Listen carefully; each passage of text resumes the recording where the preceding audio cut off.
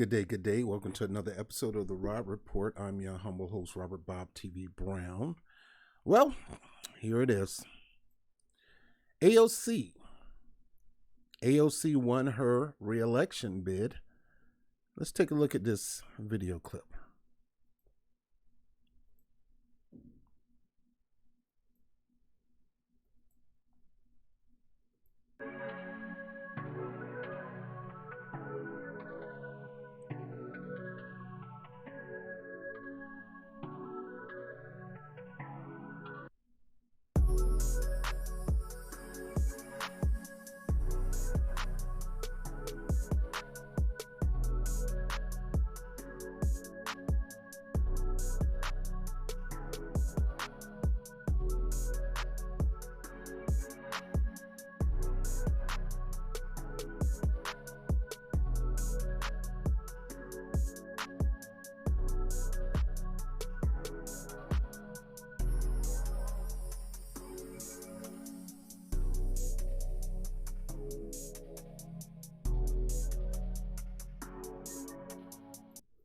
Fair use.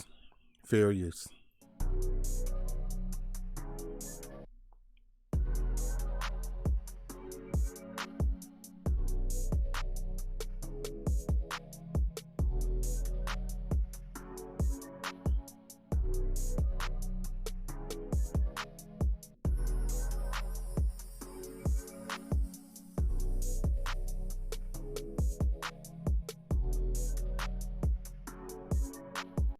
Fair use. Fair use.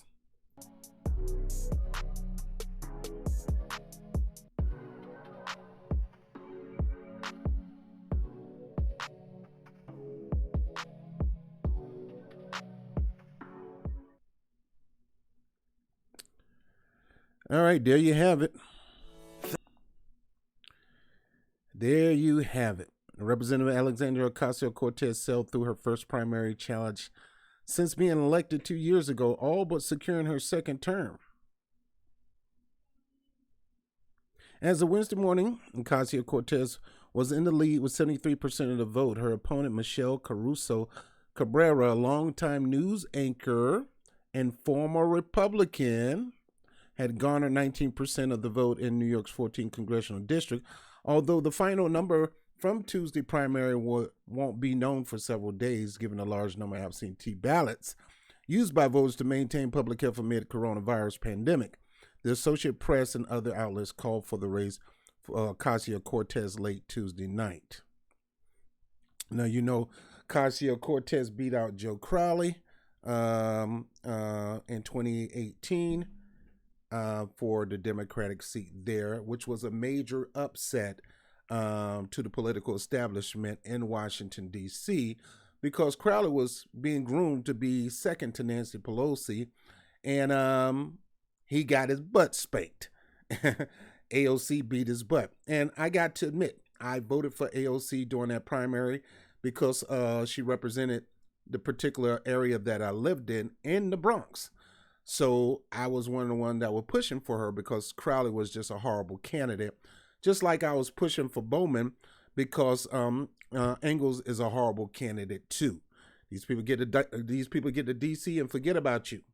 Now, I can't say that about Cortez 100% because she do go back to her district. She do hold events to her district. But I happened to run into AOC yesterday, just minding my own business, eating a taco. And then this is what I ran into.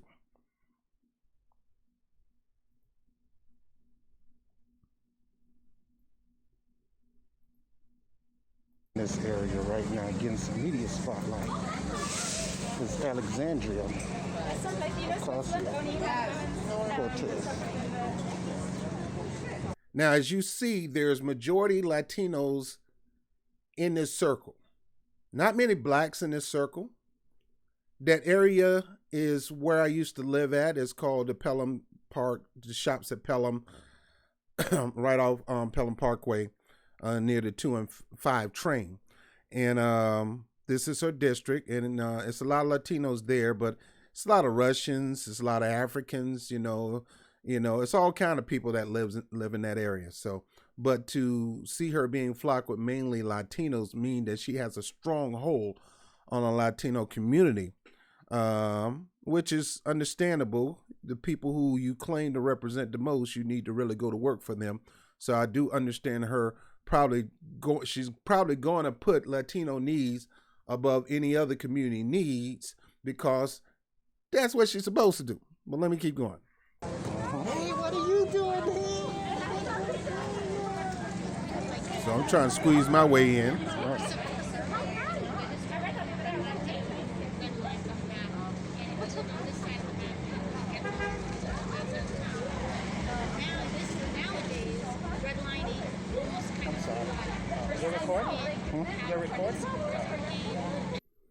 All they want to talk about is redlining, redlining, redlining. That's not the only issue in the world, baby. So this is your boy Bob TV. I happen to go to an appointment, and guess who I see here? Alexandria Ocasio-Cortez. So I'm going to ask her, what about reparations for blacks? And do she agree reparations for blacks have to be separated from reparations for everyone else? So we're going to ask the question.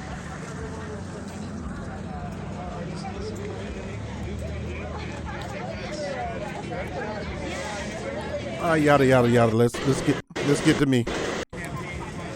Let's get to me. It's all about me. Let's get to me. We've had over 200 events in District 17 times. Campaign. I haven't seen you in this part of the Bronx since 2 years. Okay. And why is it that we only see you on the block when it's time to campaign? I haven't seen you in this part of the Bronx since. All right, so we got a guy who say, "How come I don't never see you out here part of this block until it's time to campaign?" Now I gotta tell you, she represents Parkchester, which is up the street from where I used to live at. I'm actually trying to find a place over there in Parkchester, but nevertheless, she's been there with other representatives like Louis Sepulveda, who is a good friend of mine's, and she do show up. I give her that. But still, let's keep it going. 2 years ago. We've had over 200 events in District 17 town halls, 2 in Alberton, and several in the last month. Last month we've had shelter in place outreach. Okay. Obviously we haven't had community events. But we've done hundreds of events throughout the district, including several here in Alberton. All right, thank you for your time. Can I ask you something? Hey, do you support cash payment for reparations for ADOS, American Descendants of Slaves? Get my good son. Hold on. All right, everybody trying to get these pictures. I ain't trying to get no pictures. I'm trying to get you to answer a question. I ain't here to get no photo op. Of slaves. If she wasn't wearing a mask, everyone would be like, oh my gosh, everyone's No. All right, get you in here. What I got? her. You know, I don't. That's okay. Go today.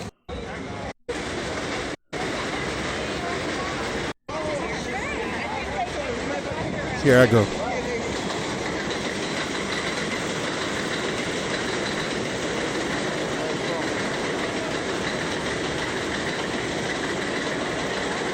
That's what you call a subway. AOC, do you support reparations for American Descendants of Slaves? Yes, Cash payment? Yes, I'm a co-sponsor on HR 40 as well, which is the That's the study. Reparations, yeah, with Sheila Lee Jackson. Shouldn't you agree this should have been studied a long time ago by now? Oh, it absolutely should have. It absolutely. But do you support cash payment? Well, I think there's a wide range. So when we talk about the conversation of reparations, I think Just for American Descendants of Slaves. I think it could include that, but we also have to talk about investment in our concentrated investment in our hospitals, schools, and infrastructure. So many other systems as well. Yeah, I agree with that, but shouldn't it be separate?